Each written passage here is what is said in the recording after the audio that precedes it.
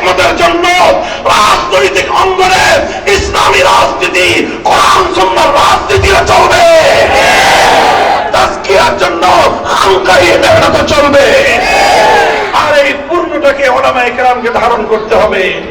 শেখুল হাদিস আল্লামা আজিজুল হক রাহমাতুল্লাহি আলাইহি, প্রিন্সিপাল আল্লামা হাবিবুর রহমান রাহমাতুল্লাহি আলাইহি, এই দুই মহান ব্যক্তিকে আমি খুব ঘনিষ্ঠভাবে দেখার সুযোগ আমার হয়েছে।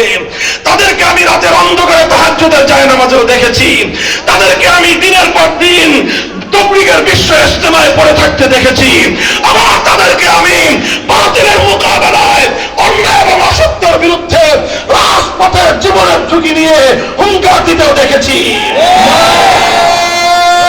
জীবনের প্রান্তিক সময়ে, জীবনের একেবারে অশীতিপর সময়ে, বার্ধক্যের সময়ে হকের কথা বলতে গিয়ে সালিমের জিন্দাখানায় বন্দী হতে দেখেছি।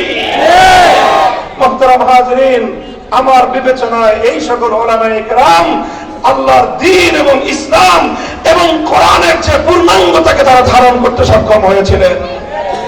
প্রিন্সিপাল হাবিবুর রহমান রাহমাতুল্লাহি আলাইহির এই প্রতিষ্ঠিত জামিয়া মাদানিয়ায় দাঁড়িয়ে এখানকার সন্তানদেরকে, আর বৃহত্তর সিলেটের শাহজালালের সমস্ত সন্তানদেরকে, সমস্ত কওমি মাদ্রাসাগুলোর সন্তানদেরকে, বিশেষ করে সারা বাংলাদেশের সমস্ত মাদ্রাসার ছাত্র বিশেষ করে, আর ব্যাপকভাবে গোটা ছাত্র জনতাকে ডেকে আমি বলতে চাই, হাতে হাত রাখো, ঐক্যবদ্ধ হও, প্রস্তুত হও ইসলামী বিপ্লবের জন্য, ইসলামী সমাজ গঠনের জন্য, সকল মানব রচিত তন্ত্রমন্ত্রের কবর রচনা করবার জন্য।